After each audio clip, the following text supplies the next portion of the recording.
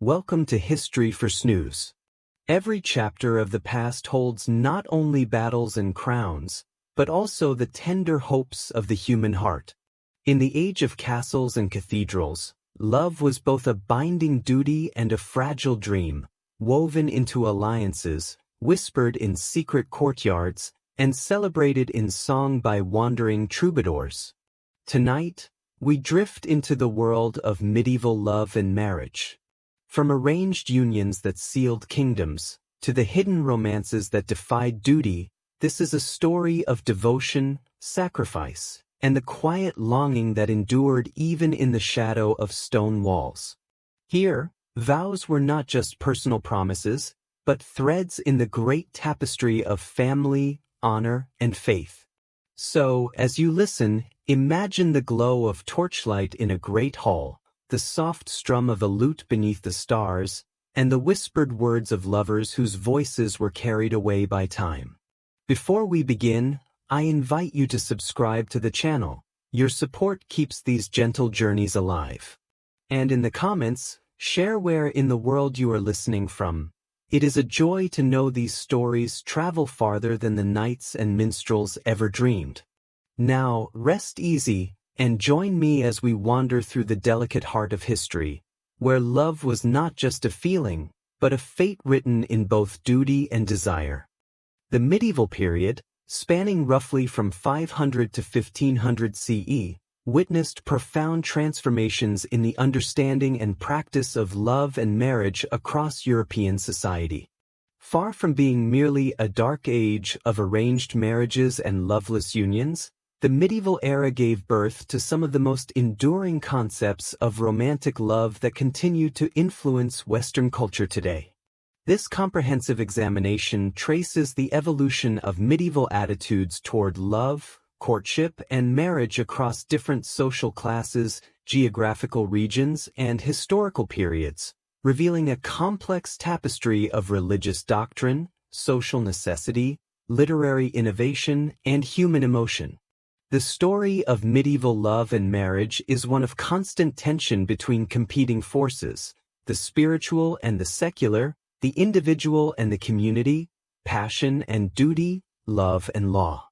From the early Christian emphasis on celibacy and spiritual union to the later flowering of courtly love poetry, from the practical necessities of feudal alliances to the emerging recognition of personal choice in matrimony, medieval society grappled with questions that remain relevant today. How should society balance individual desires with collective needs? What is the proper relationship between spiritual and physical love? Can romantic passion coexist with lasting commitment? These questions played out differently across the diverse landscape of medieval Europe. The experiences of a peasant woman in 10th century England bore little resemblance to those of a noble lady in 13th century France, yet both were shaped by the same fundamental tensions between tradition and innovation, authority and autonomy. Similarly, the rise of urban centers in the later Middle Ages created new contexts for courtship and marriage that challenged rural customs, while the development of canon law provided an increasingly standardized framework for matrimonial practice across Christendom. The Christian Revolution in marriage. The collapse of the Western Roman Empire in the 5th century marked not only a political transformation but also a fundamental shift in European attitudes toward love and marriage. The early Christian Church, emerging as the dominant cultural force in post-Roman Europe, brought with it a radically different understanding of human relationships that would shape medieval society for centuries to come. Early Christian theologians, heavily influenced by the writings of St. Paul and later St. Augustine, viewed marriage through a distinctly spiritual lens. Augustine's concept of marriage as a sacrament, one of the 7 sacred rites of the Church, elevated matrimony beyond mere social contract to a holy bond blessed by God. This theological framework established 3 primary purposes for marriage that would dominate medieval thinking: procreation, proles, mutual fidelity, fides, and spiritual significance, sacramentum. The Christian emphasis on monogamy represented a radical departure from Roman and Germanic traditions that had permitted various forms of polygamy, concubinage, and easy divorce. The Church's insistence on the indissolubility of marriage created a new social reality where couples were bound together for life, regardless of personal compatibility or changing circumstances.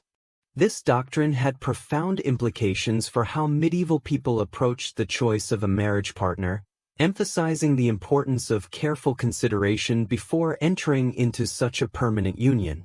Saint Jerome's influential writings on marriage and celibacy further shaped early medieval attitudes by establishing a hierarchy of spiritual states.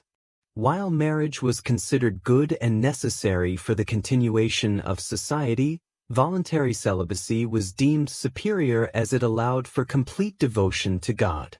This theological framework created a tension that would persist throughout the medieval period between the ideal of spiritual purity and the practical necessity of marriage and reproduction.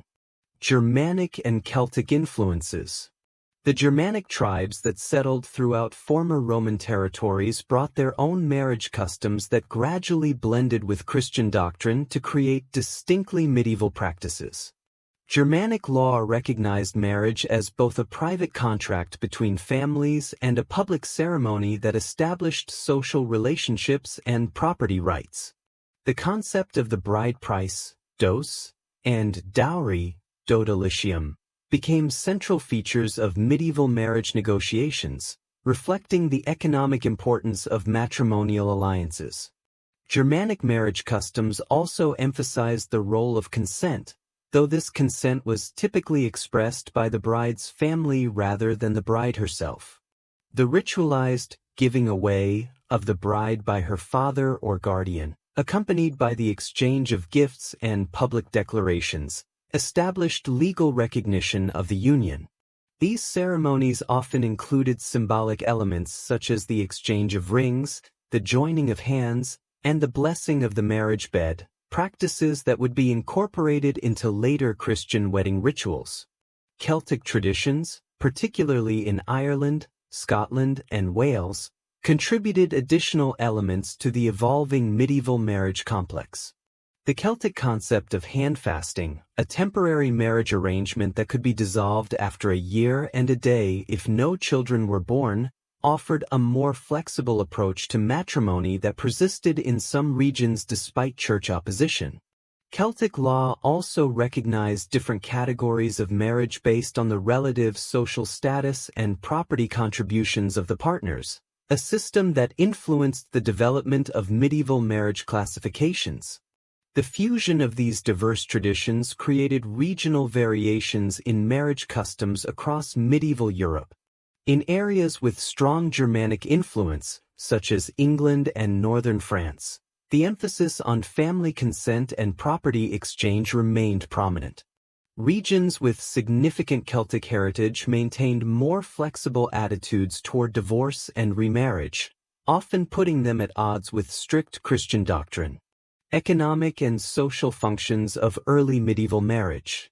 In the economically uncertain world of early medieval Europe, marriage served crucial functions beyond romantic or spiritual fulfillment.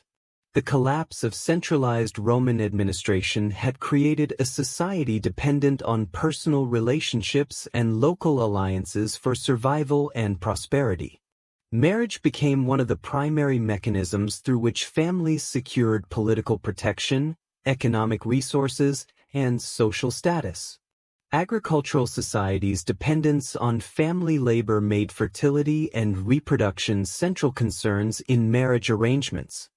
Large families provided both immediate labor for farming and long-term security for aging parents. The high rates of infant and maternal mortality made multiple pregnancies essential for ensuring family continuity, while the absence of formal educational or economic institutions made the family the primary unit of both production and social welfare. For the aristocratic class, marriage served additional functions related to the maintenance and expansion of political power. The feudal system's emphasis on personal loyalty and land tenure made marriage alliances crucial tools for securing territory, building military coalitions, and establishing diplomatic relationships. Noble families carefully orchestrated marriages to strengthen their political positions, often arranging unions between children while they were still infants to ensure favorable alliances. The economic aspects of marriage extended beyond simple property exchange to encompass complex negotiations over inheritance rights, dower provisions, and the status of children. Medieval marriage contracts frequently included detailed specifications about the division of property in case of death or the dissolution of the marriage, reflecting both the practical importance of these arrangements and the legal complexity that surrounded them. Women's status in early medieval marriage. The status of women in early medieval marriage reflected the intersection of Christian doctrine, Germanic law, and practical social needs. While Christian theology emphasized the spiritual equality of men and women before God, social and legal practices maintained significant gender hierarchies that limited women's autonomy in marriage choices and marital relationships. Germanic law traditions generally provided women with more legal rights than had been common in later Roman law, including the ability to own property, inherit land, and represent themselves in legal proceedings. However, these rights were typically exercised under the guardianship of male relatives, and marriage remained largely a transaction between families rather than a choice made by individual women. The Christian emphasis on female chastity and sexual purity created additional constraints on women's behavior and autonomy. The cult of virginity promoted by early church fathers positioned unmarried celibacy as the highest feminine ideal, while acknowledging marriage as a necessary but lesser state for those unable to maintain perfect chastity. This theological framework created social pressure for women to marry young to avoid the dangers of sexual temptation while simultaneously suggesting that marriage represented a spiritual compromise. Despite these limitations, early medieval sources reveal examples of women who exercised significant influence over their marriage choices and marital relationships. Royal and noble women, in particular, sometimes leveraged their political importance to negotiate favorable marriage terms or to resist unwanted unions. The lives of saints and religious figures also provided alternative models of feminine autonomy through the rejection of marriage in favor of religious dedication. The institution of queenship in early medieval kingdoms demonstrated the potential for married women to wield significant political power. Queens like Brunhild of Austrasia and Fredegund of Neustria in 6th century Francia not only influenced their husbands' policies but continued to rule as regents after their husbands' deaths. These examples, while exceptional, illustrate the complex ways that marriage could both constrain and empower medieval women. The Gregorian Reform and marriage as sacrament. The 11th century Gregorian Reform movement fundamentally transformed the Church's approach to marriage and sexuality, with consequences that reverberated throughout medieval society. Named after Pope Gregory VII, this reform movement sought to assert clerical independence from secular authority while establishing uniform standards for Christian practice across Europe. The reform's impact on marriage was particularly significant, as it formalized many practices that had previously existed in local variations. The declaration of marriage as one of the 7 sacraments represented perhaps the most important development in medieval marriage theology. This elevation of matrimony to sacramental status meant that marriage was not merely a civil contract or social arrangement but a sacred act that conferred divine grace upon the participants.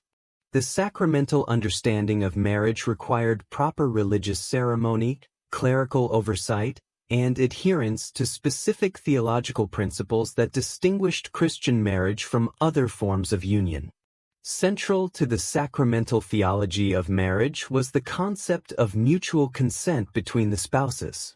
Unlike earlier periods where family consent had been paramount, The church increasingly emphasized that both bride and groom must freely choose to enter the marriage for it to be valid. This principle, while often honored more in theory than practice, provided a theological foundation for challenging forced marriages and established the beginnings of individual autonomy in matrimonial choices. The Gregorian reform also addressed the widespread problem of clerical marriage, which had been common in earlier centuries despite official church disapproval. The enforcement of priestly celibacy not only removed clergy from the marriage market but also reinforced the theological hierarchy that positioned celibacy above marriage as a spiritual ideal. This development had profound social implications, as it created a class of educated, celibate men whose primary loyalty was to the church rather than to family or local secular authorities. The development of canon law. The 12th century witnessed the emergence of canon law as a systematic legal discipline, with marriage law becoming one of its most developed and influential components. The publication of Gratian's Decretum around 1140 represented the first comprehensive attempt to reconcile conflicting church teachings on marriage into a coherent legal framework. This monumental work established principles and procedures that would govern Christian marriage throughout the later Middle Ages and beyond. Canon law addressed numerous practical questions that had previously been resolved through local custom or secular authority. The definition of valid consent, the degrees of relationship that prohibited marriage, the circumstances under which marriages could be dissolved, and the proper procedures for wedding ceremonies all became matters of ecclesiastical law subject to uniform standards across Christendom. The canonical emphasis on consent led to important distinctions between different types of matrimonial promises. The exchange of words expressing present consent, verba de praesendi, was considered to create an immediate and indissoluble marriage bond, even without religious ceremony or consummation. Promises of future marriage, verba de futuro, created betrothal relationships that could be dissolved under certain circumstances but became binding marriages if followed by sexual intercourse. These legal distinctions had significant practical implications for medieval society. Young people who exchanged promises of love and commitment might find themselves legally married in the eyes of the church, regardless of their family's approval or their own later intentions. The frequent cases of disputed marriages in ecclesiastical courts reveal both the complexity of these legal principles and the ways that ordinary people attempted to navigate or manipulate them for their own purposes. Canon law also established extensive prohibitions on marriage between related individuals, extending the forbidden degrees of kinship far beyond the nuclear family.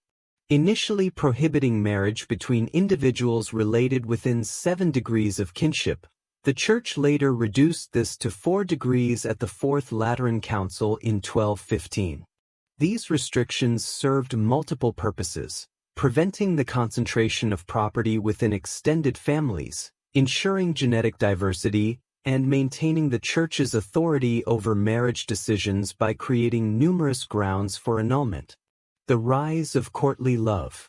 Perhaps no development in medieval culture has captured modern imagination more than the emergence of courtly love literature in 12th century southern France.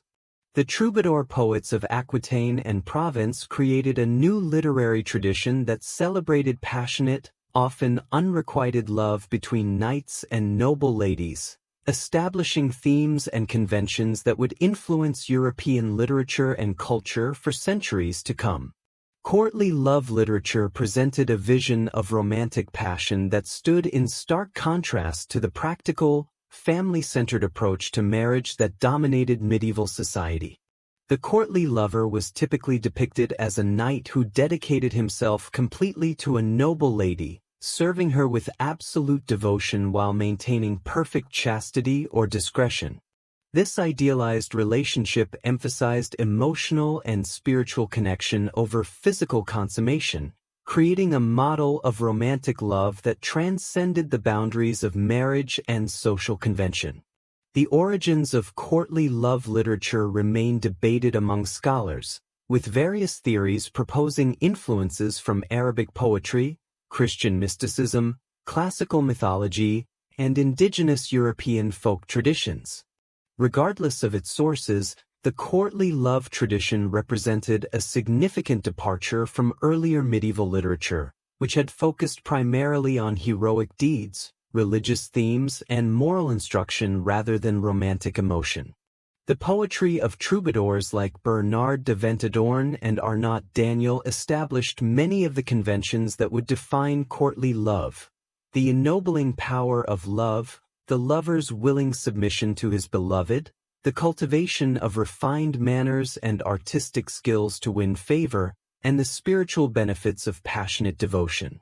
These themes were later adapted by Travers in northern France, Minzingers in Germany, and poets throughout medieval Europe. The relationship between courtly love literature and actual social practices remains a subject of scholarly debate. Some historians argue that courtly love represented primarily a literary fantasy with little connection to real medieval relationships, while others see it as reflecting genuine changes in aristocratic culture and gender relations. The truth likely lies somewhere between these extremes, with courtly love literature both reflecting and influencing actual attitudes toward love and marriage among the medieval nobility. Eleanor of Aquitaine and the Courts of Love. No individual better exemplifies the complex relationship between courtly love ideals and medieval political reality than Eleanor of Aquitaine, one of the most powerful and influential women of the 12th century. As Duchess of Aquitaine in her own right, Queen of France through her first marriage to Louis VII, and later Queen of England through her second marriage to Henry II, Eleanor's life intersected with the major political and cultural developments of the High Middle Ages. Eleanor's court in Poitiers became a center for troubadour poetry and courtly culture, attracting poets, musicians, and intellectuals from across Europe. Under her patronage, courtly love literature flourished and evolved, with poets like Bernard de Ventadorn creating some of the most influential works in the tradition. Eleanor's own daughters, Marie de Champagne and Alix de Blois, continued this cultural patronage, establishing their own courts as centers of literary and artistic innovation. The legendary Courts of Love, supposedly held by Eleanor and her daughters, represent perhaps the most romanticized aspect of courtly love tradition.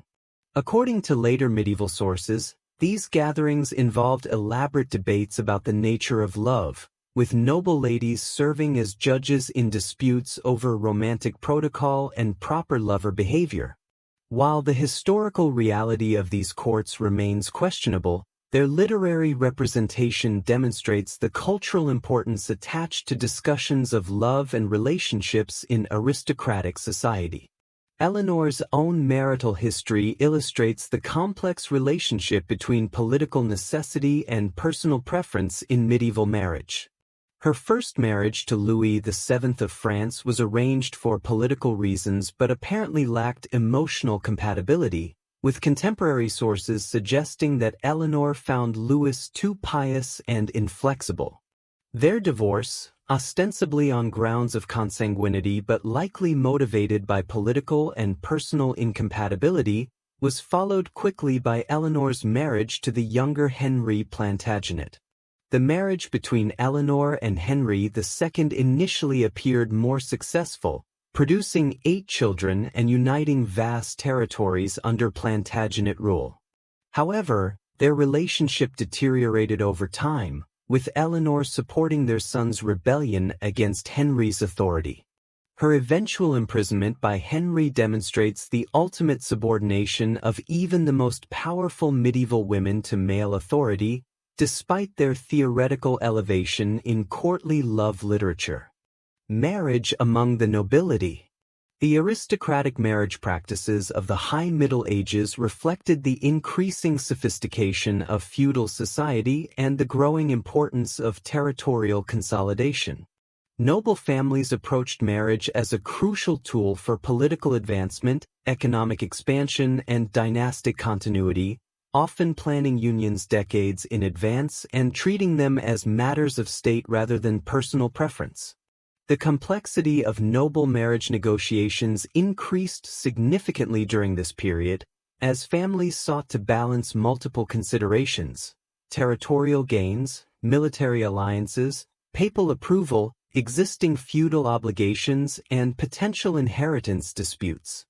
Marriage contracts became elaborate legal documents that specified not only the immediate terms of the union but also contingent arrangements for various possible future scenarios. Royal marriages during the High Middle Ages often had international implications that affected the balance of power throughout Europe. The marriage of Frederick Barbarossa's son Henry VI to Constance of Sicily brought the Holy Roman Empire into conflict with the papacy over control of southern Italy. The union of Alfonso VIII of Castile with Eleanor of England helped establish the Plantagenet influence in Iberian politics that would persist for generations. The practice of child betrothal became increasingly common among the high nobility as families sought to secure advantageous alliances while their children were young. These arrangements, while providing political security, often created personal difficulties when the betrothed children reached maturity and found themselves bound to unions they had not chosen. The Church's eventual requirement that marriages be ratified by the parties upon reaching the age of consent provided some protection against completely unwanted unions, though social and family pressure often made genuine choice difficult. Noble women during the High Middle Ages occupied a complex position within the marriage system. While they possessed limited legal autonomy and were often treated as valuable pawns in family political strategies, their importance to dynastic continuity gave them significant informal influence. Queens and noble ladies frequently served as regents, diplomats, and political advisors, using their marriages as foundations for broader political engagement rather than as limitations on their activities. Urban marriage and the merchant class. The economic revival and urban growth of the High Middle Ages created new contexts for marriage and family formation that differed significantly from both aristocratic and peasant practices. The emergence of a substantial merchant class in cities throughout Europe brought new attitudes toward marriage that reflected urban values of individual achievement, commercial partnership, and social mobility. Urban marriage practices generally allowed for greater individual choice than was common in rural areas, partly because city dwellers were often removed from extended family networks that traditionally controlled marriage decisions. The economic opportunities available in cities also meant that young people could potentially support themselves independently, reducing their dependence on family resources and increasing their autonomy in marriage choices. The merchant class developed distinctive marriage strategies that balanced romantic considerations with commercial advantages. Unlike noble marriages focused primarily on political alliance or peasant marriages concerned mainly with agricultural production, merchant marriages often sought to combine personal compatibility with business partnership. Merchant wives frequently participated directly in their husbands' commercial activities, making mutual trust and cooperation essential for both marital and economic success.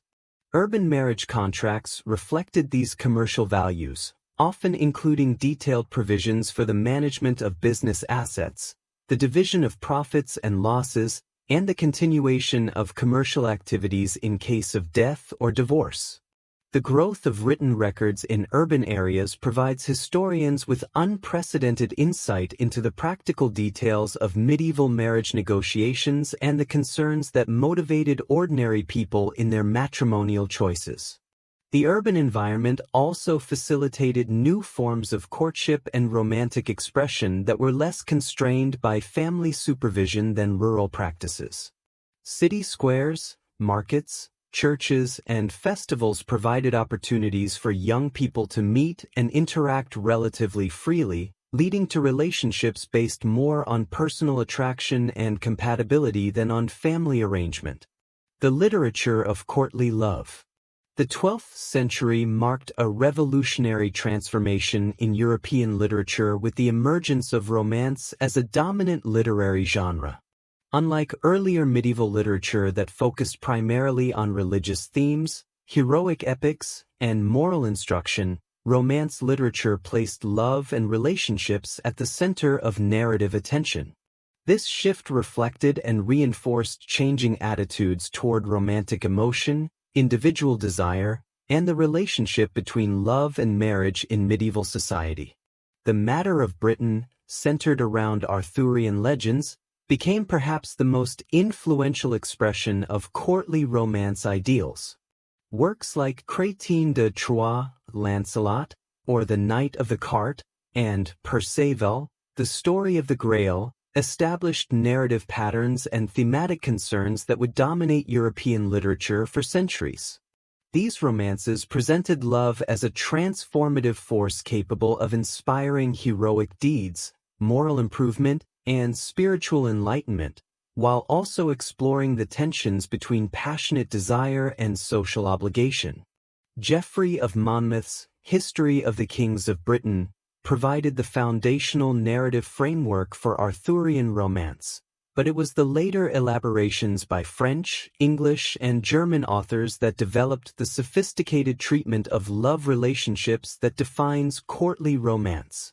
The tragic love triangle of Arthur, Guinevere, and Lancelot became the paradigmatic example of the conflict between loyalty and desire, duty and passion, that lay at the heart of courtly love literature. The continental tradition of chanson de geste began to incorporate romantic elements during this period, transforming heroic narratives focused purely on military achievement into more complex stories that explored emotional relationships and psychological motivation. The Song of Roland, in its later versions, included romantic subplots that had been absent from earlier recensions, demonstrating the growing cultural importance of love themes. Medieval romance literature established several key conventions that would influence European literary tradition for centuries. The concept of the quest narrative, where heroes undertake dangerous journeys motivated by love or devotion, provided a structure for exploring both external adventure and internal emotional development. The idealization of the beloved, often to the point of religious worship, reflected the influence of both Christian mysticism and secular love poetry on narrative literature. Andreas Capellanus and the Art of Courtly Love.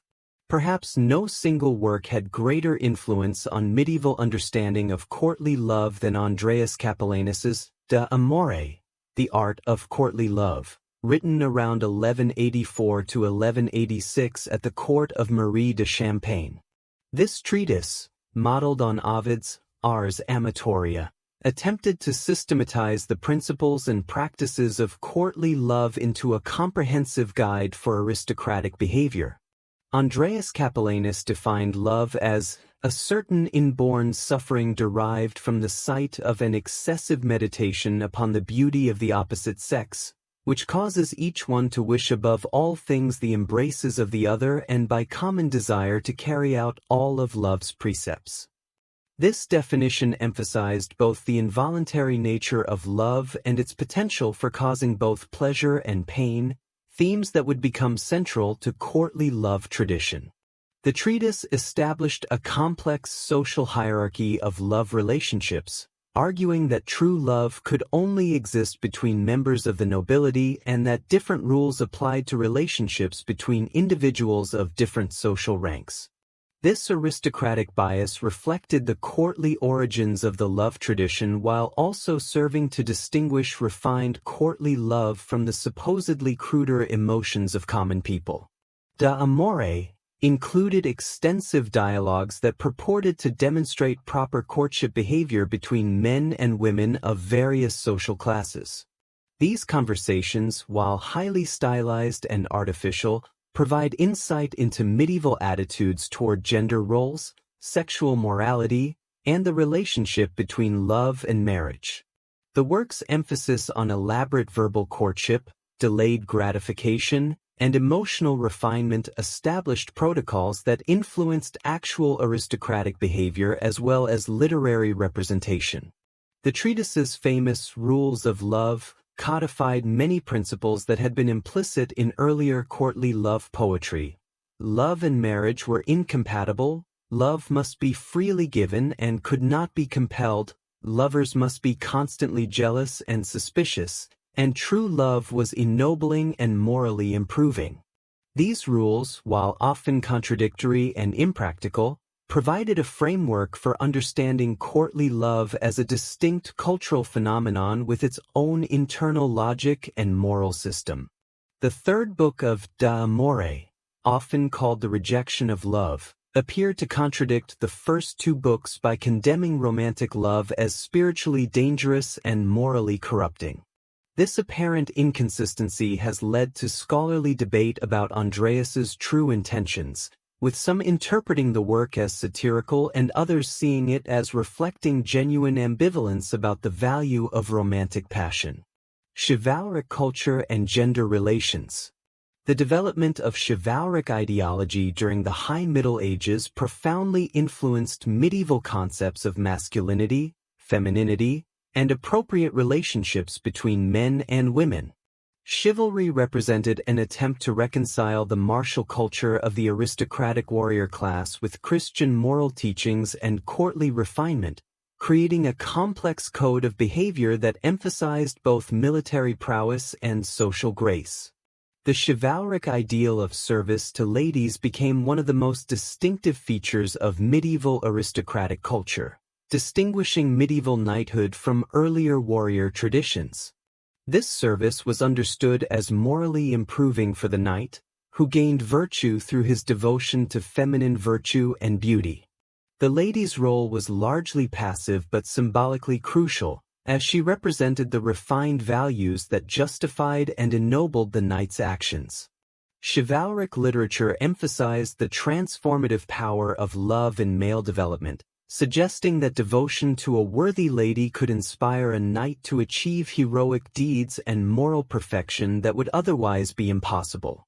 This theme appears throughout medieval romance, from the Arthurian legends to the Chansons de Geste, establishing love service as an essential component of masculine identity among the aristocracy.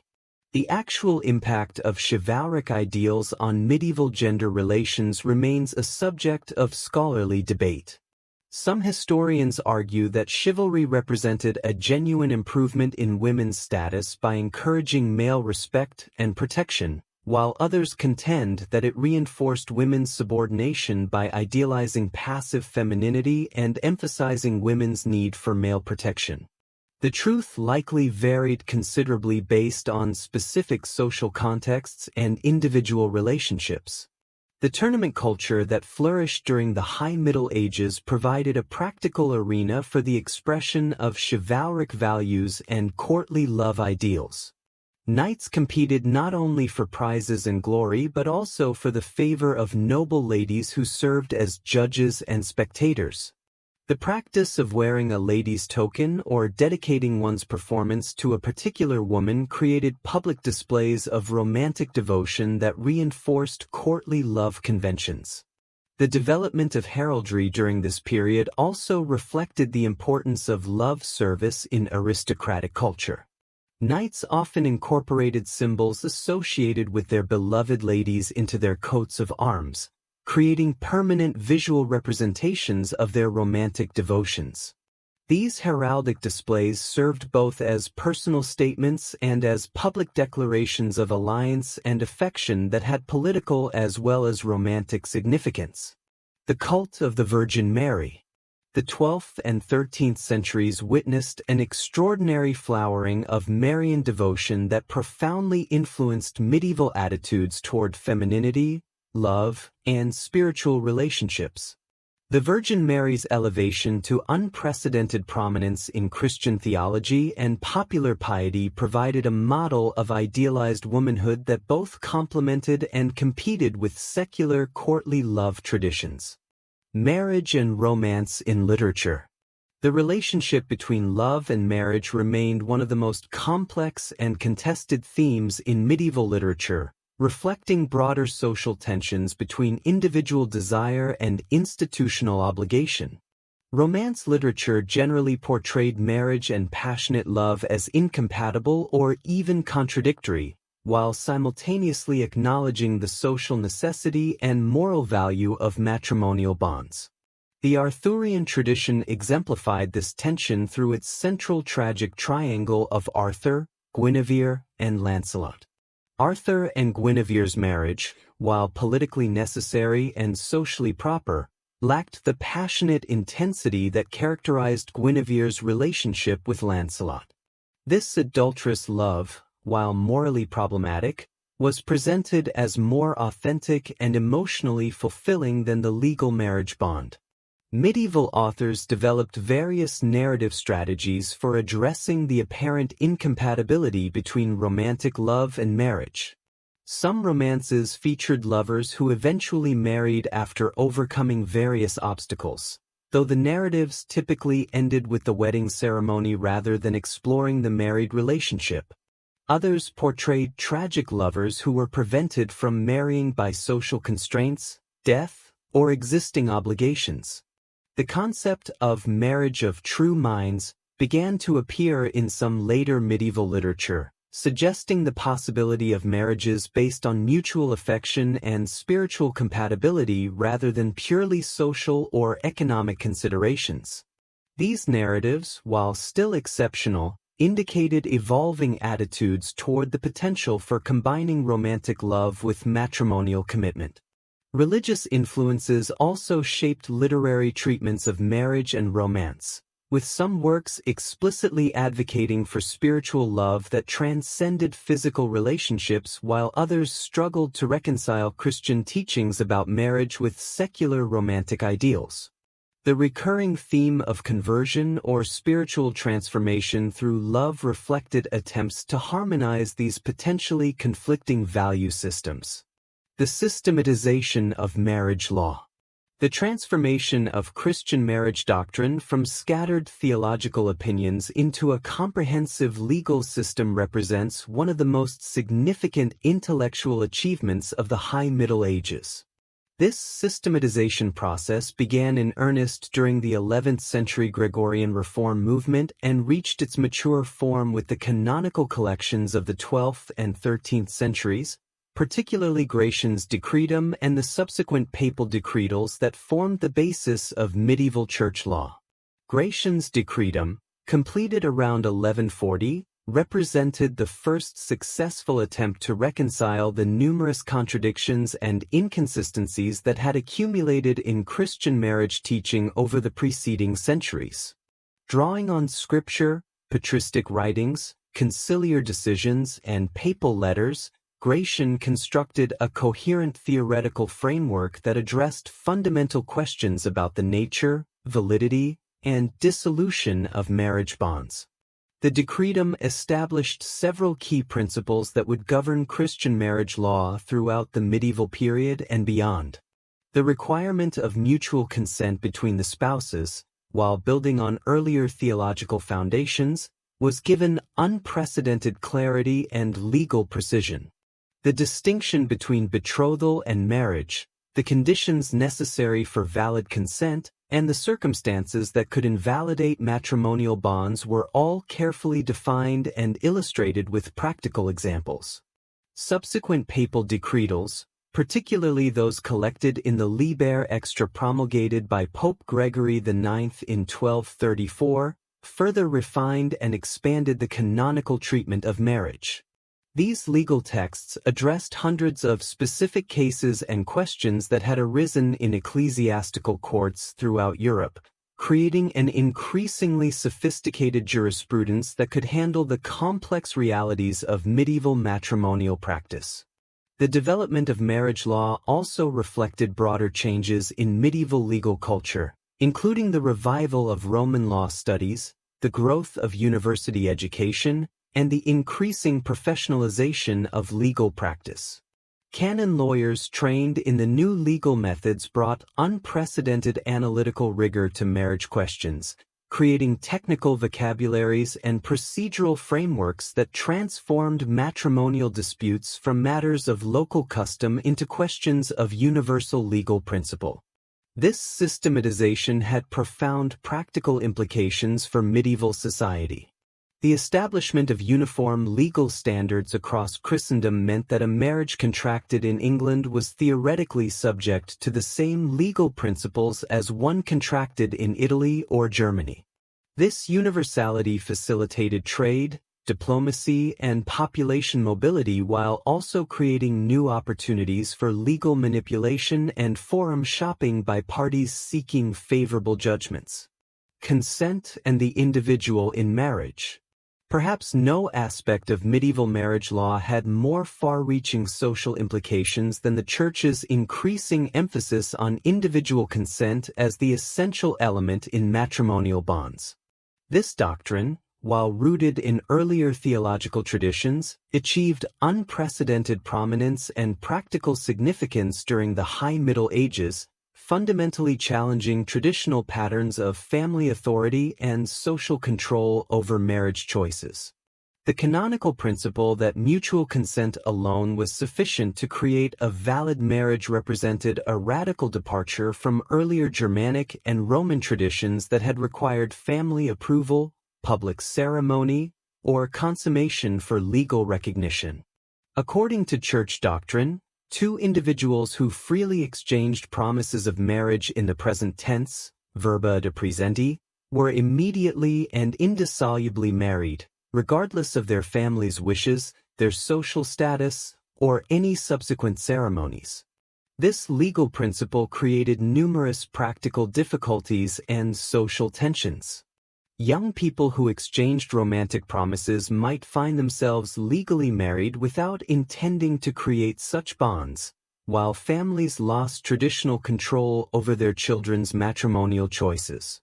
The frequency of disputed marriage cases in medieval ecclesiastical courts demonstrates both the social disruption caused by the consent doctrine and the ways that ordinary people attempted to manipulate legal principles for their own purposes. The Church's insistence on free consent also created new protections for individuals, particularly women, who might otherwise be forced into unwanted marriages. While family and social pressure remained powerful forces in matrimonial decision-making, the theoretical requirement of personal consent provided a legal foundation for challenging coercive marriages and recognizing individual autonomy in matrimonial choices. The practical application of consent doctrine required ecclesiastical courts to develop sophisticated methods for determining the validity of matrimonial promises. Judges had to distinguish between casual expressions of affection and serious matrimonial commitments, evaluate the credibility of conflicting testimonies, and assess whether consent had been given freely or under duress.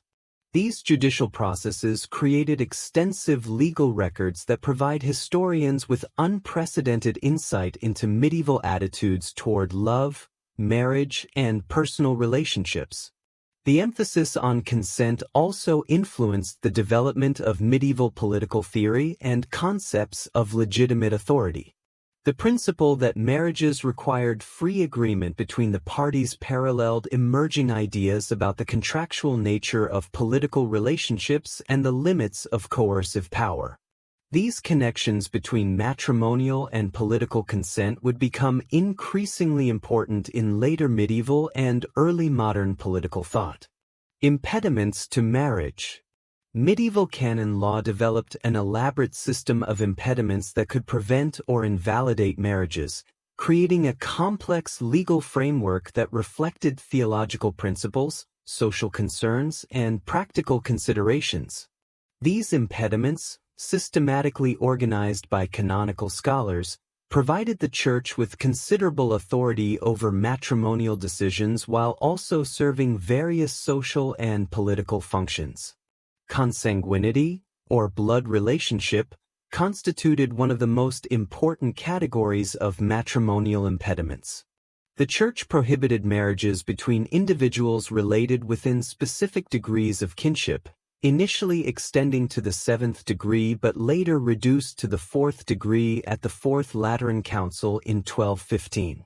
These restrictions served multiple purposes: preventing the concentration of property within extended families, ensuring genetic diversity, and maintaining ecclesiastical authority over marriage decisions by creating numerous grounds for annulment. Affinity, or relationship through marriage, created additional impediments that could prevent unions between individuals connected through their spouses' family relationships. These restrictions reflected theological beliefs about the spiritual union created by marriage, which was understood to create permanent bonds between families that extended beyond the original couple. The impediment of public honesty, publica honestas, prevented marriages between individuals who had been engaged but whose betrothals had been dissolved without marriage. This restriction reflected the Church's understanding that even incomplete matrimonial promises created spiritual relationships that precluded later marriages with the former fiancé's relatives. Spiritual relationships created through baptism and confirmation also constituted impediments to marriage. Godparents and their godchildren, as well as the families involved in these spiritual relationships, were prohibited from intermarrying. These restrictions reinforced the importance of spiritual kinship in medieval society while creating additional opportunities for challenging unwanted marriages. The impediment of crime covered various categories of misconduct that could prevent or invalidate marriages. Adultery followed by the murder of a spouse, conspiracy to murder a spouse, or clerical ordination all created permanent barriers to marriage that reflected both moral disapproval and practical concerns about social order. Age impediments protected children from premature marriage by establishing minimum ages for valid matrimonial consent, 14 for boys and 12 for girls according to canon law, though local customs often varied. These restrictions, while providing some protection for children, still permitted marriages at ages that modern society would consider inappropriate. The impediment of existing marriage prevented polygamy and bigamy by requiring the dissolution of any previous matrimonial bonds before new marriages could be contracted. This restriction, while theoretically straightforward, often created complex legal problems when the validity of earlier marriages was disputed or when spouses had disappeared without clear evidence of death. Annulment and divorce. Medieval canon law maintained a fundamental distinction between annulment, declarations of nullity, and divorce that had profound implications for matrimonial practice and social stability. While the Church absolutely prohibited divorce in the modern sense of dissolving valid marriages, it developed elaborate procedures for annulling marriages that had been invalid from their inception due to various impediments or defects. Annulment proceedings required petitioners to demonstrate that their marriages had never been valid according to canonical principles, rather than arguing that valid marriages should be dissolved due to subsequent problems or incompatibilities. This distinction reflected the theological doctrine of matrimonial indissolubility while providing practical mechanisms for escaping genuinely problematic unions.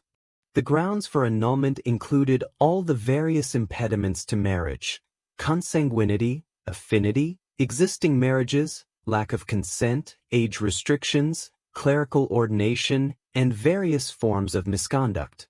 Petitioners who could prove that any of these conditions existed at the time of their marriage ceremony could obtain declarations that no valid marriage had ever existed. The practical operation of annulment procedures often involved considerable legal creativity and social manipulation. Wealthy and powerful individuals could usually find grounds for annulling unwanted marriages by discovering previously unknown kinship relationships, questioning the validity of consent, or challenging the circumstances of the original ceremony. The complex nature of medieval family relationships and the inadequate record-keeping of the period made it relatively easy to construct plausible arguments for nullity. The famous case of Eleanor of Aquitaine's annulment from Louis VII of France illustrates both the potential and the limitations of canonical annulment procedures.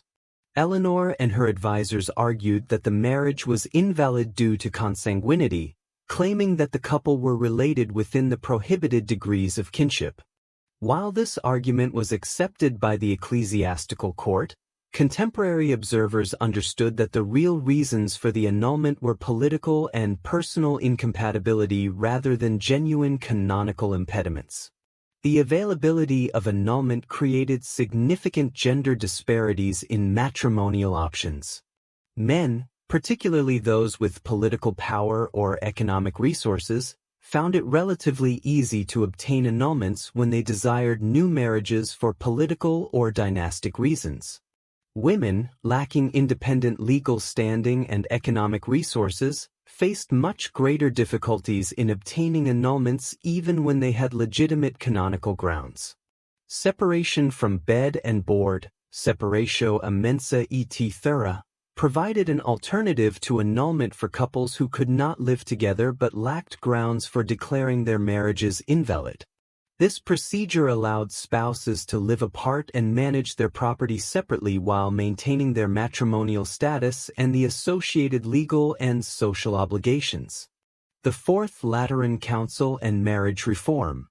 The Fourth Lateran Council of 1215, convened by Pope Innocent III, represented the culmination of medieval church reform efforts and produced comprehensive legislation that would govern Christian marriage practice for centuries.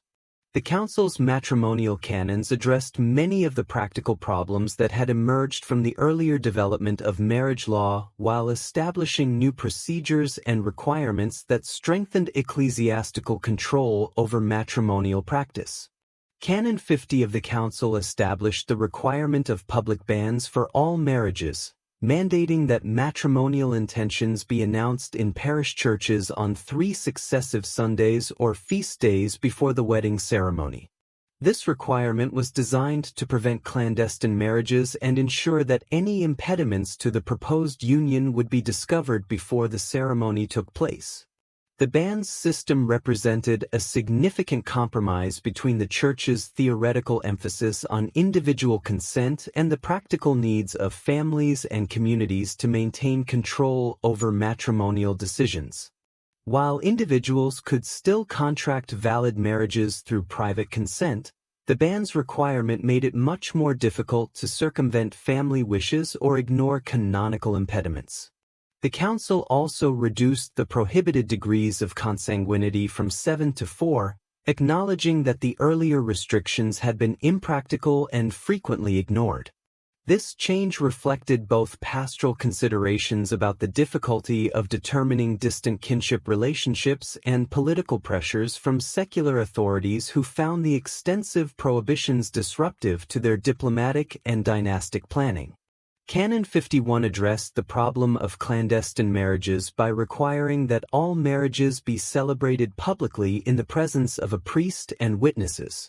While the Church maintained that mutual consent alone was sufficient for valid marriage, this canon encouraged public ceremonies that would provide clear evidence of matrimonial intentions and reduce the frequency of disputed unions.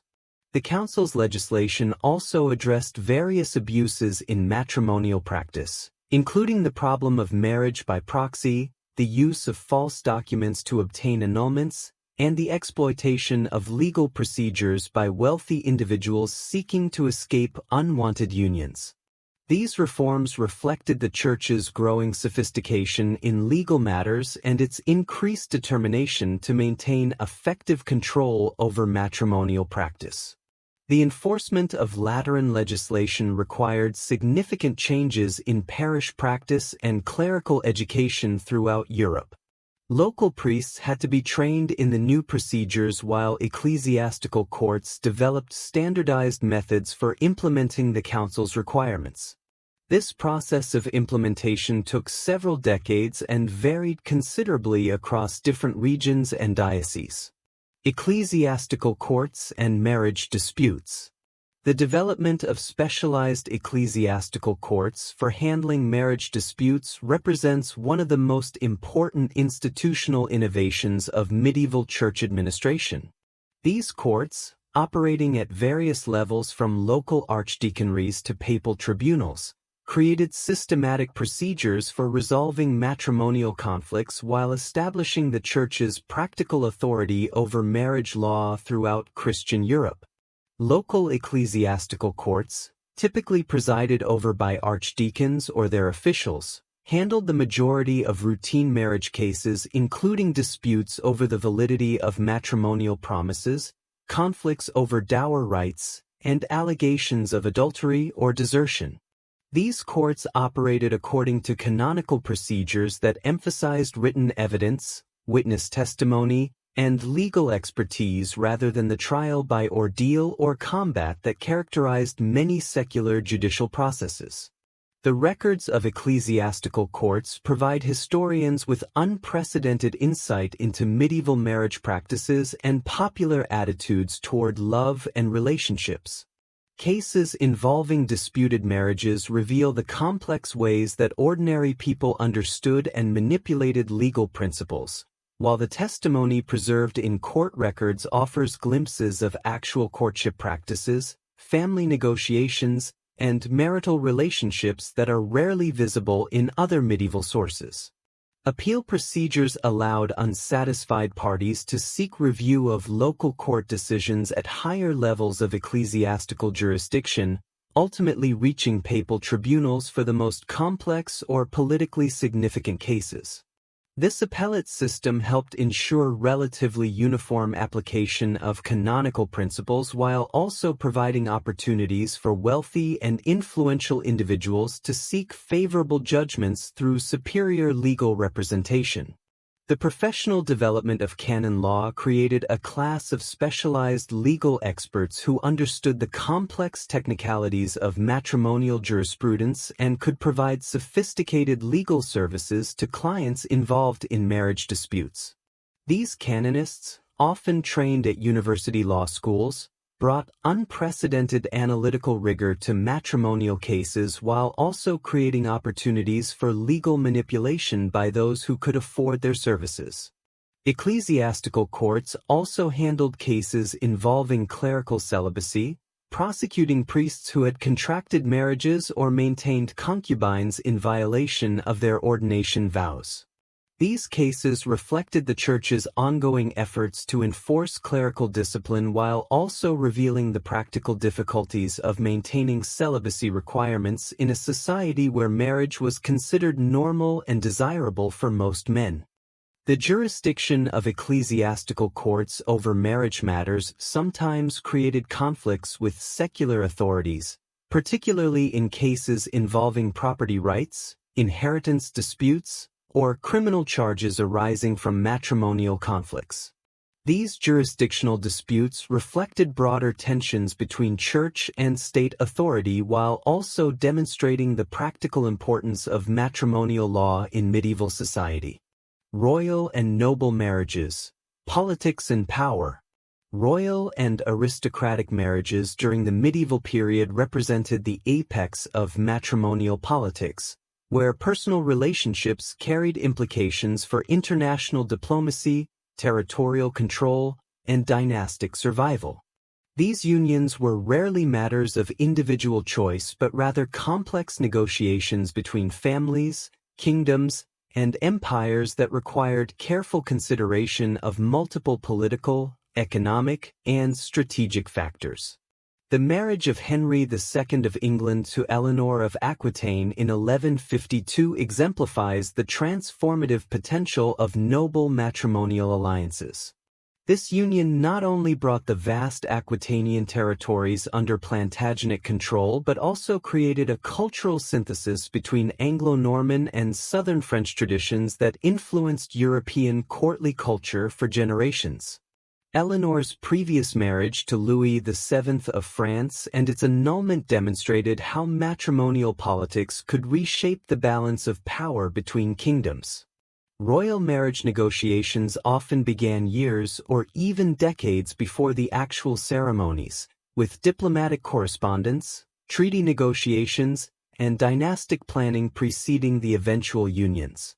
The marriage contract between the future Edward I of England and Eleanor of Castile was arranged as part of broader diplomatic efforts to secure English interests in Gascony and establish alliances against French expansion.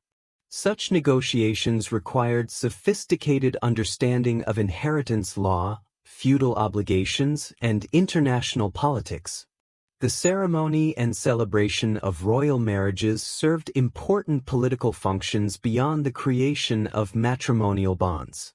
These events provided opportunities for displaying royal magnificence, affirming political alliances, and demonstrating the legitimacy and stability of ruling dynasties. The elaborate wedding celebrations of Charles IV of France and Blanche of Burgundy in 1308 involved months of preparation, international guest lists, and ceremonial programs designed to reinforce French royal prestige throughout Europe. Royal women occupied a unique position within the medieval marriage system, possessing potential political influence that exceeded that of other medieval women while also facing exceptional constraints due to their dynastic importance. Queens like Blanche of Castile, who served as regent of France during her son Louis IX's minority, demonstrated how matrimonial alliances could provide foundations for female political authority, though such power was always dependent on male relatives and subject to political challenges. The problem of royal fertility created particular anxieties within medieval monarchy, as the failure to produce male heirs could trigger succession crises that threatened political stability. The marriage difficulties of Henry VIII of England, while occurring at the end of the medieval period, illustrated the potential consequences of matrimonial problems for royal authority. Earlier examples, such as the succession crisis following the death of Henry I of England, demonstrated how matrimonial issues could precipitate decades of civil conflict. Noble families below the royal level faced similar though less dramatic pressures in their matrimonial planning. The marriage strategies of great feudal houses like the Marshalls in England or the Montforts in France involved careful coordination of multiple family marriages to maximize territorial holdings, political influence, and social prestige. These families often maintained detailed genealogical records and employed legal experts to identify optimal matrimonial opportunities. The merchant class and urban marriage. The emergence of a substantial merchant class during the High Middle Ages created new patterns of matrimonial practice that reflected urban values and commercial considerations. Merchant marriages differed significantly from both aristocratic political alliances and peasant agricultural partnerships, emphasizing instead the combination of personal compatibility with business advantage and social advancement. Urban merchants generally enjoyed greater freedom in marriage choices than their rural counterparts, partly because city residence often meant distance from extended family networks that traditionally controlled matrimonial decisions. The economic opportunities available in medieval cities also provided young people with potential financial independence that reduced their dependence on family resources and increased their autonomy in relationship choices. Merchant marriage strategies typically sought to balance romantic attraction with commercial utility, as merchant wives often participated directly in their husbands' business activities. The partnership between Francesco d'Aini and his wife Margherita, documented in their extensive surviving correspondence, illustrates how merchant couples could combine personal affection with effective business collaboration. Margherita managed household finances, supervised business correspondence during Francesco's travels, and provided crucial emotional support for his commercial endeavors. The urban environment facilitated new forms of courtship that allowed young people greater opportunity for personal interaction before marriage. City markets, religious festivals, guild celebrations, and neighborhood gatherings provided relatively informal settings where potential marriage partners could meet and assess compatibility. These opportunities, while still constrained by family supervision and social conventions, offered more personal agency than was typically available in rural communities. Merchant marriage contracts often included detailed provisions for business management that reflected the commercial orientation of these unions. Agreements might specify how business profits would be divided, what authority wives would have over commercial decisions, and how business assets would be distributed in case of death or marital dissolution. These contracts demonstrate the practical importance of mutual trust and cooperation in merchant marriages. The merchant class also developed distinctive approaches to dowry and inheritance that reflected both their commercial values and their social ambitions. Merchant families often provided daughters with monetary dowries rather than land, reflecting the greater liquidity of urban wealth. These financial settlements could then be invested in business ventures, used to purchase property, or employed to enhance the family's social status through luxury consumption. Social mobility remained a crucial consideration in merchant matrimonial planning, as successful commercial families sought to establish connections with the established nobility through strategic marriages. The marriage of Jacques Coeur's daughter to a member of the French nobility exemplifies this pattern of using commercial success to achieve aristocratic connections. Such unions often involved complex negotiations about social status, lifestyle expectations, and the balance between commercial and aristocratic values. Peasant marriage and rural life.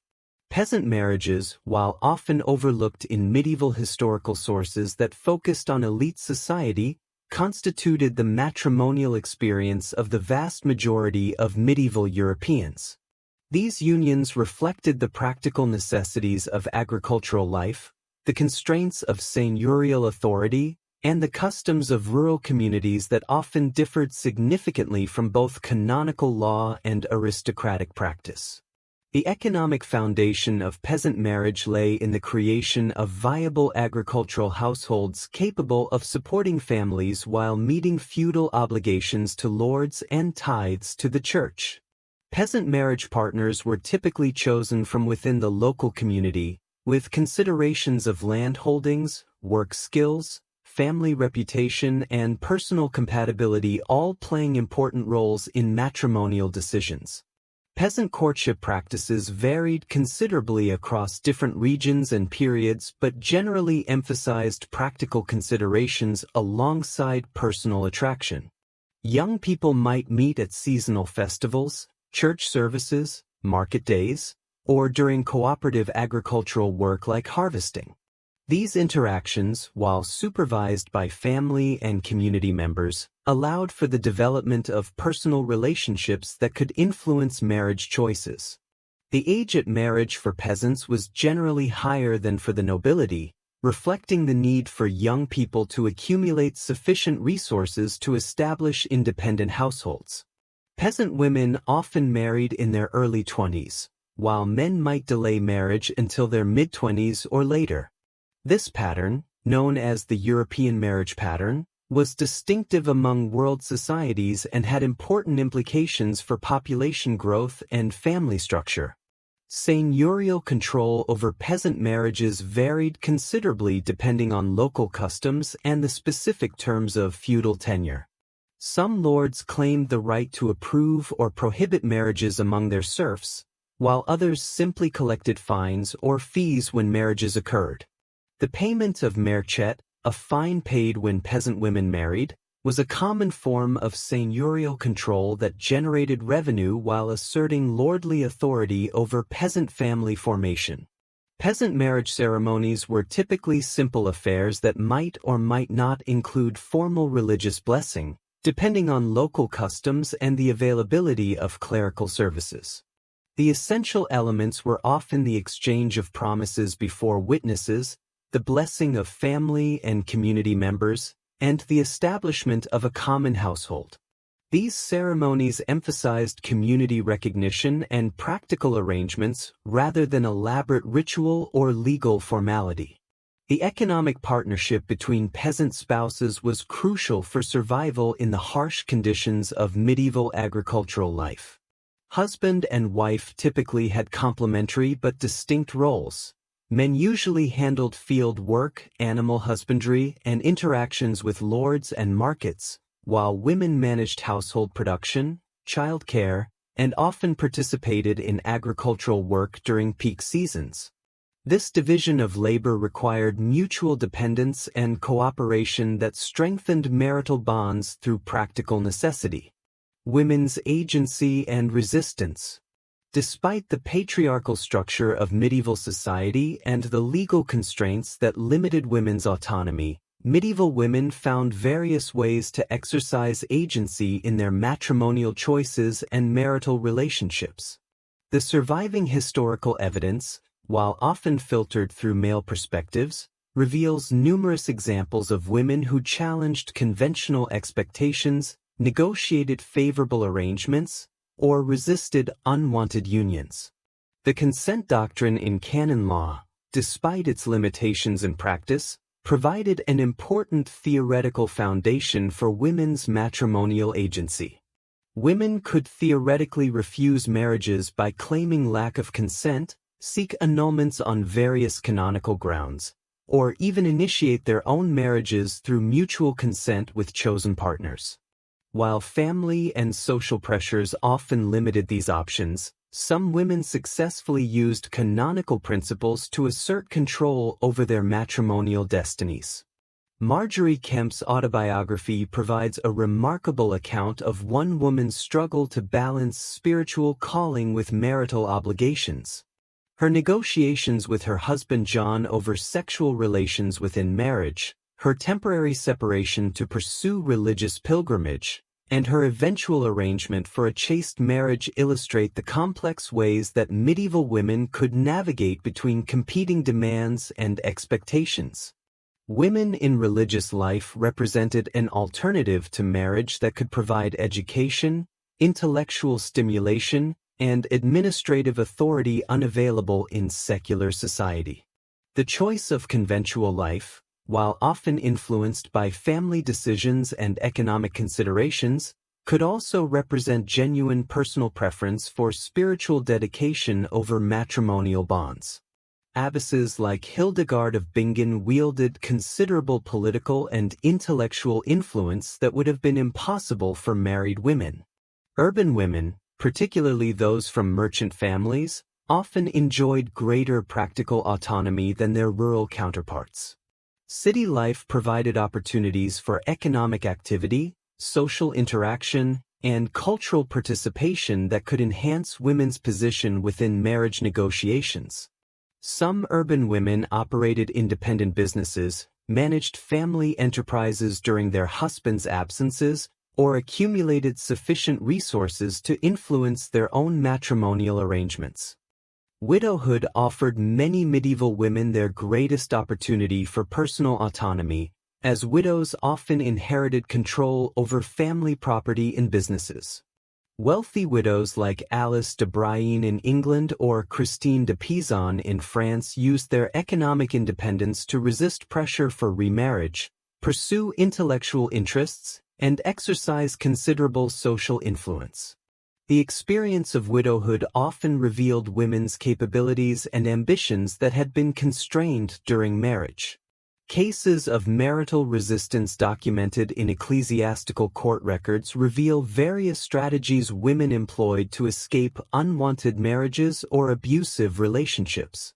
Some women fled to sanctuary in churches, others sought protection from relatives or religious communities, and still others pursued annulment proceedings despite the social and economic risks involved. These examples of resistance demonstrate that medieval women were not simply passive victims of patriarchal arrangements but active agents who sought to improve their circumstances within the constraints of their society. The Black Death and social transformation. The devastating pandemic known as the Black Death, which swept through Europe between 1347 and 1351, killed an estimated one-third to one-half of the population and fundamentally altered medieval society in ways that had profound implications for marriage and family life. The demographic catastrophe disrupted traditional social structures, created new economic opportunities, and challenged established customs regarding courtship, marriage, and family formation. The immediate demographic impact of the plague created severe imbalances in local marriage markets, with some communities losing disproportionate numbers of potential spouses of particular ages or genders. In areas where young adults suffered higher mortality rates, the survivors faced limited choices in marriage partners, leading to unions that might not have occurred under normal circumstances. Conversely, in regions where the plague created surplus populations of marriageable individuals, increased competition for spouses might have led to changes in courtship practices or marriage customs. The economic consequences of massive population loss created unprecedented opportunities for social mobility that affected marriage patterns across all social classes. The scarcity of labor led to higher wages for surviving workers, increased bargaining power for peasants, and greater economic independence for young people. These changes enabled some individuals to marry earlier, choose partners based more on personal preference, or delay marriage to pursue economic opportunities that had previously been unavailable. The psychological and spiritual crisis provoked by the plague's devastation led to significant changes in religious practice and popular culture that influenced attitudes toward love and marriage. Some contemporary observers noted increased emphasis on immediate gratification and present happiness, as people faced with the possibility of sudden death became less willing to defer personal satisfaction for long-term social or economic advantage. This shift may have contributed to greater acceptance of marriages based on personal affection rather than purely practical considerations. The disruption of traditional authority structures during and after the plague period created opportunities for challenging established matrimonial customs. The death of senior family members might eliminate opposition to particular marriages, while the breakdown of normal social supervision could enable courtship and marriage practices that would previously have been prevented. Some regions experienced increases in clandestine marriages and other forms of matrimonial irregularity during the plague years. The plague also accelerated existing trends toward individual agency in marriage choices by disrupting the extended family networks that had traditionally controlled matrimonial decisions. Young people who survived the plague might find themselves relatively free from family constraint, while the economic opportunities created by labor shortages could provide the financial independence necessary for autonomous marriage choices. Urban growth and changing marriage patterns. The continued growth of medieval cities throughout the 14th and 15th centuries created new contexts for courtship and marriage that differed significantly from traditional rural patterns. Urban environments offered greater anonymity, more diverse social interactions, and increased economic opportunities that collectively transformed how people approached romantic relationships and matrimonial decisions. The development of guild systems in medieval cities created new forms of occupational identity and social organization that influenced marriage patterns. Guild members often married within their craft communities, creating networks of professional and matrimonial relationships that reinforced occupational solidarity while also providing economic security. The guilds themselves sometimes regulated marriage practices among their members, specifying requirements for membership, controlling access to certain trades, and providing mutual support for member families. Urban marriage markets were generally more diverse and competitive than their rural counterparts, offering individuals greater choice in potential partners while also creating new forms of social and economic comparison. The concentration of population in cities meant that young people could potentially meet individuals from various social backgrounds, occupational groups, and geographical origins, expanding the range of matrimonial possibilities beyond what was typically available in rural communities. The commercial orientation of urban society created new forms of matrimonial calculation that balanced emotional attraction with business advantage. Urban couples might consider not only personal compatibility and family alliances but also the potential for commercial partnership, professional advancement, and accumulation of capital. These considerations led to marriage patterns that differed from both aristocratic political alliances and peasant agricultural partnerships. City governments began to take increasing interest in regulating marriage and family life as part of their broader efforts to maintain social order and moral standards. Municipal legislation addressed issues such as public morality, the treatment of prostitution, the regulation of marriage ceremonies, and the enforcement of family obligations. These urban regulations often differed from rural customs and sometimes conflicted with ecclesiastical law, creating complex legal environments for matrimonial practice.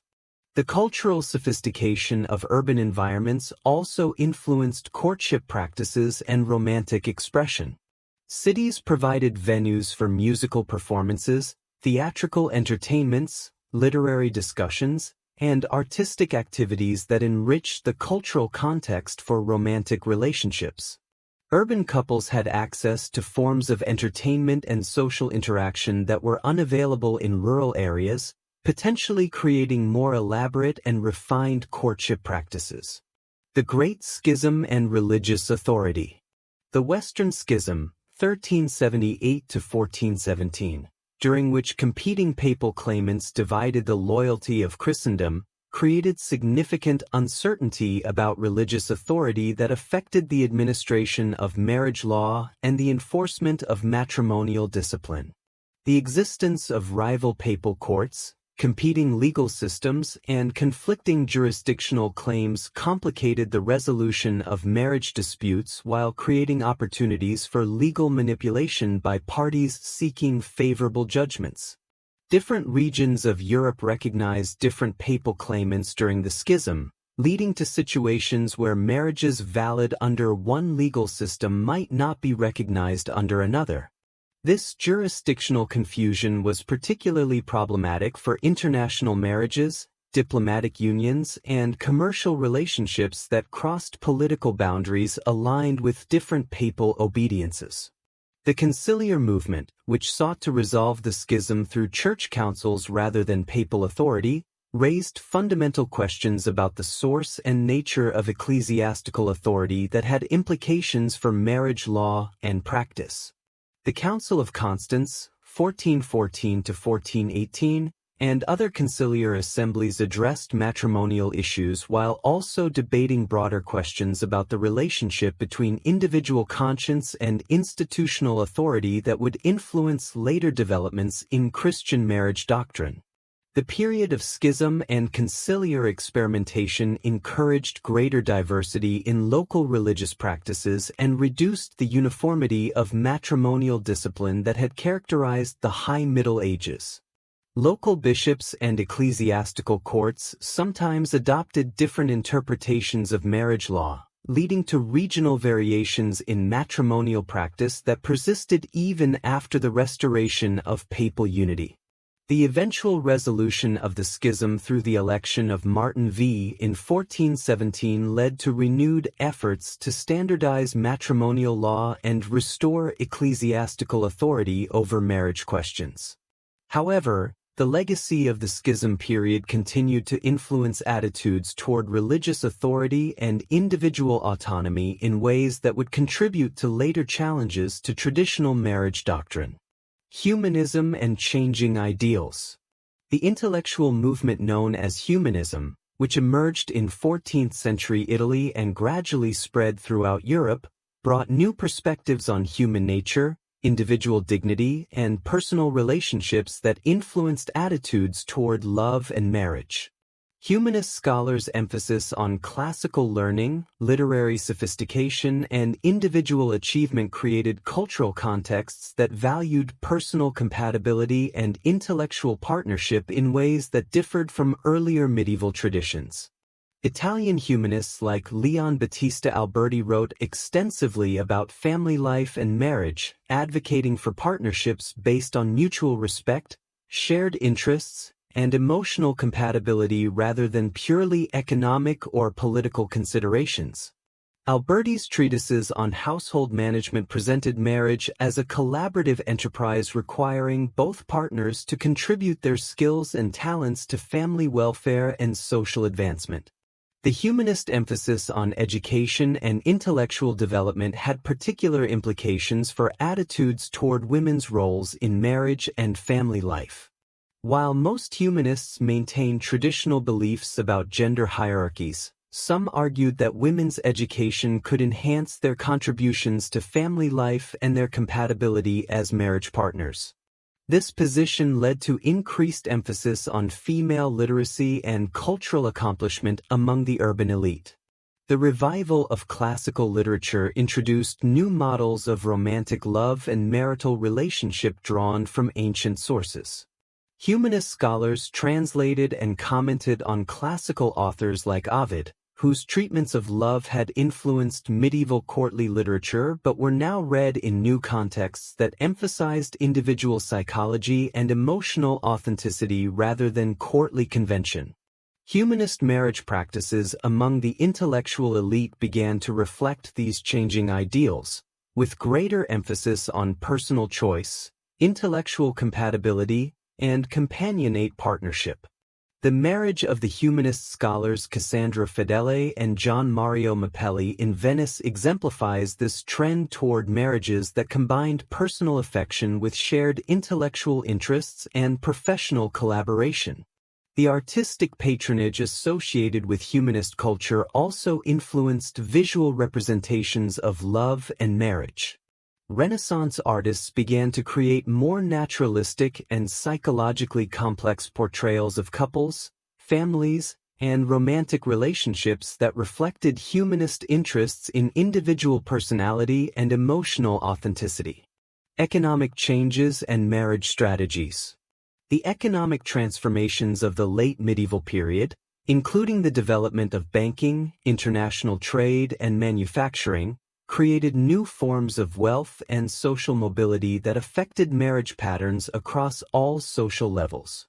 These changes enabled new marriage strategies while also creating new forms of economic inequality that influenced matrimonial choices.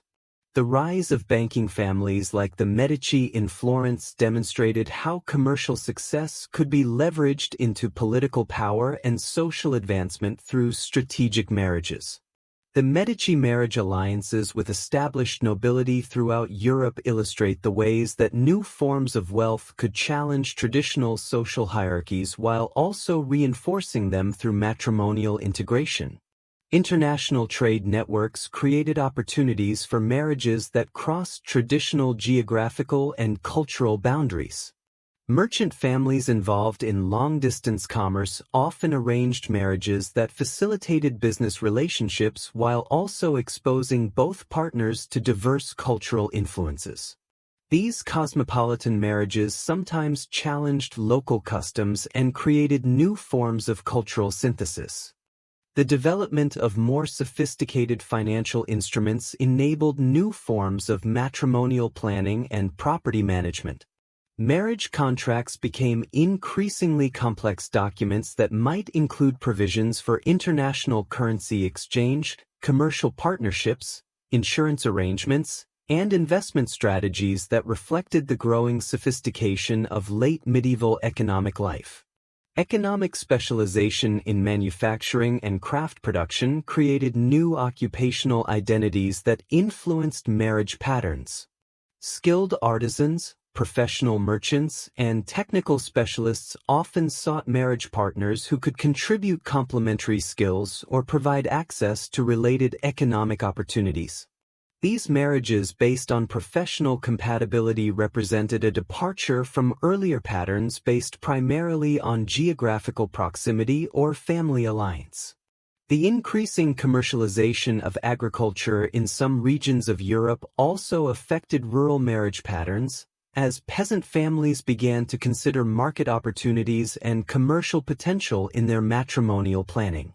The possibility of converting agricultural surplus into commercial profit created new forms of rural wealth that could influence marriage choices and family strategies. Mediterranean marriage patterns. The Mediterranean regions of medieval Europe, including southern Italy, Sicily, southern Spain, and southern France, developed distinctive marriage patterns that reflected the complex cultural heritage of these areas and their continued connections with Byzantine, Islamic, and North African civilizations. These patterns often differed significantly from Northern European customs, creating diverse approaches to courtship, marriage, and family life within medieval Christendom. The legacy of Roman law remained particularly strong in Mediterranean regions, influencing property rights, inheritance practices, and the legal framework surrounding marriage. Unlike Northern Europe, where Germanic customary law had largely replaced Roman traditions, Mediterranean regions maintained legal systems that gave women greater property rights and recognized more flexible approaches to matrimonial property management. The continued presence of significant Jewish and Muslim populations in medieval Iberia created complex interactions between different religious marriage traditions. Christian, Jewish, and Muslim communities maintained their distinct matrimonial practices while also influencing each other through economic relationships, cultural exchange, and occasional intermarriage. These interactions contributed to distinctive Mediterranean approaches to marriage that differed from both Northern European Christian traditions and Middle Eastern practices.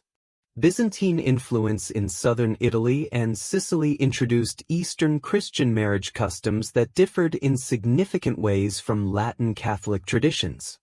Byzantine law permitted clerical marriage, allowed divorce under certain circumstances, and maintained different approaches to property rights and inheritance.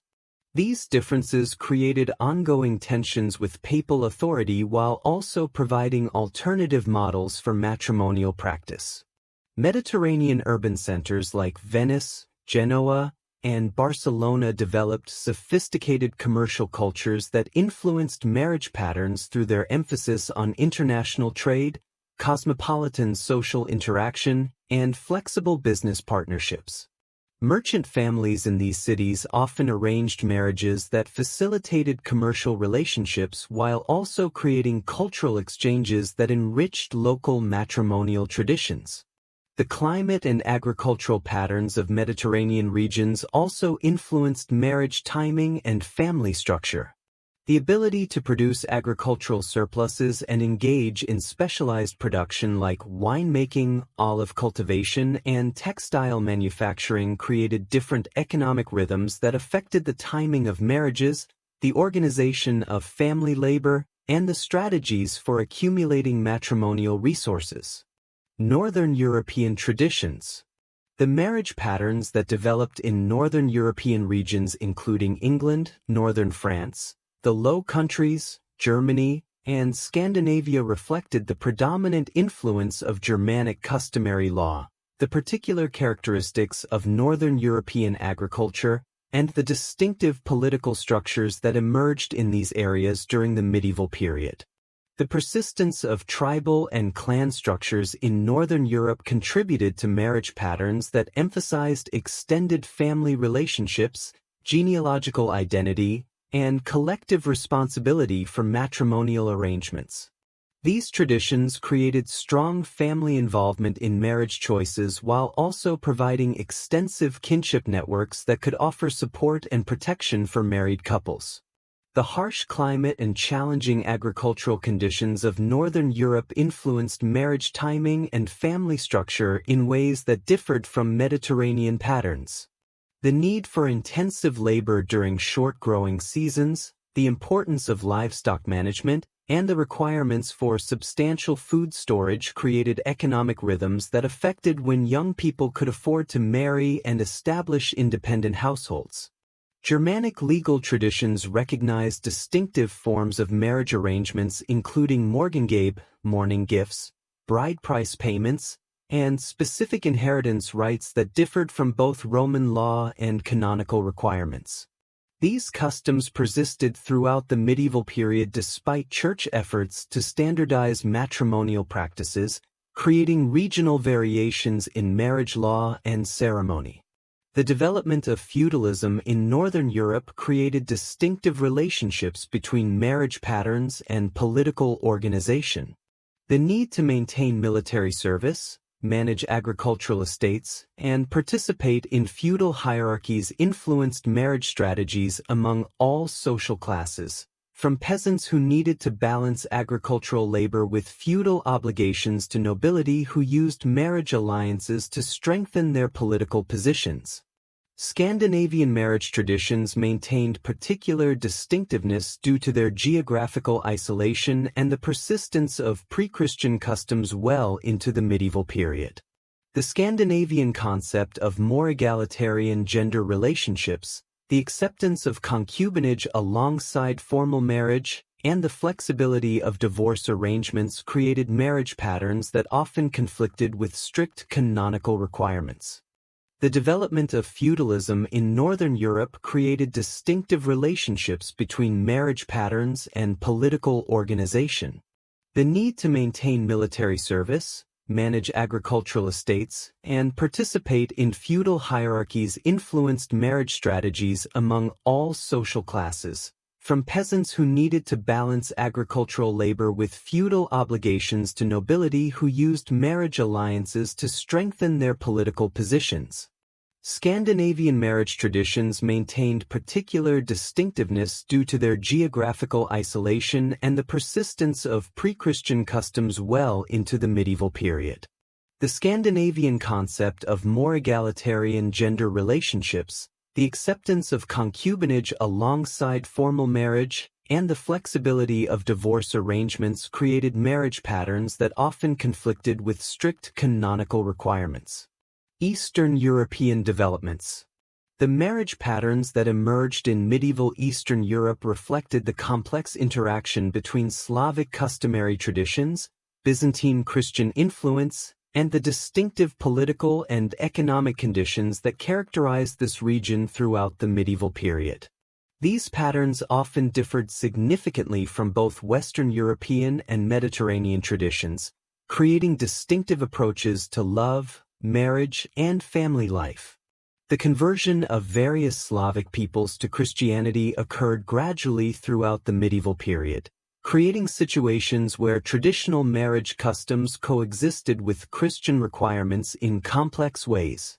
The Russian Orthodox tradition, influenced by Byzantine Christianity, developed marriage practices that differed from Latin Catholic customs, including the acceptance of clerical marriage and more flexible approaches to divorce and remarriage.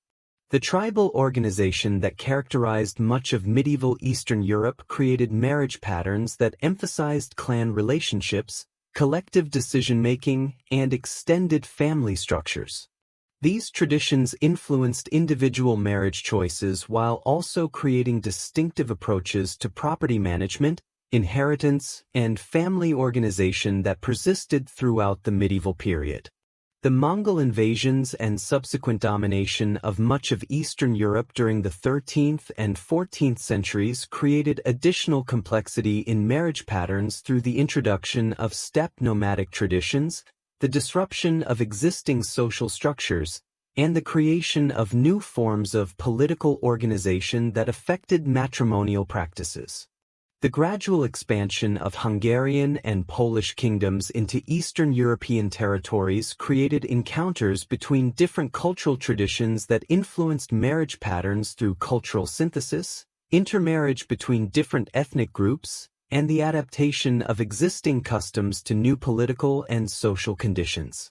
The development of distinctive Eastern European urban centers like Novgorod, Kiev, and Prague created new contexts for marriage and courtship that combined Slavic traditions with influences from Western Europe, the Byzantine Empire, and Central Asian trading networks. These urban environments facilitated cultural exchange while also maintaining distinctive regional characteristics in matrimonial practice. Celtic fringe traditions.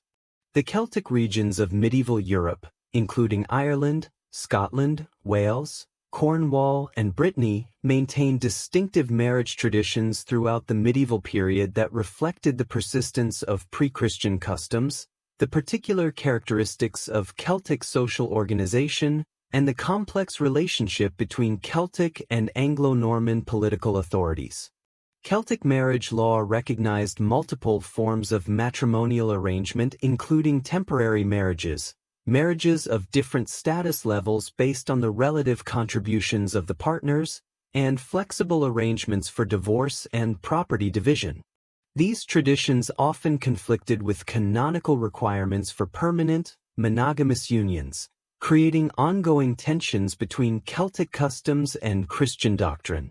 The Celtic kinship system, based on extended clan relationships and collective land tenure, created distinctive approaches to marriage arrangements that emphasized family consultation, maintained strong connections between married couples and their birth families, and provided extensive support networks for matrimonial relationships.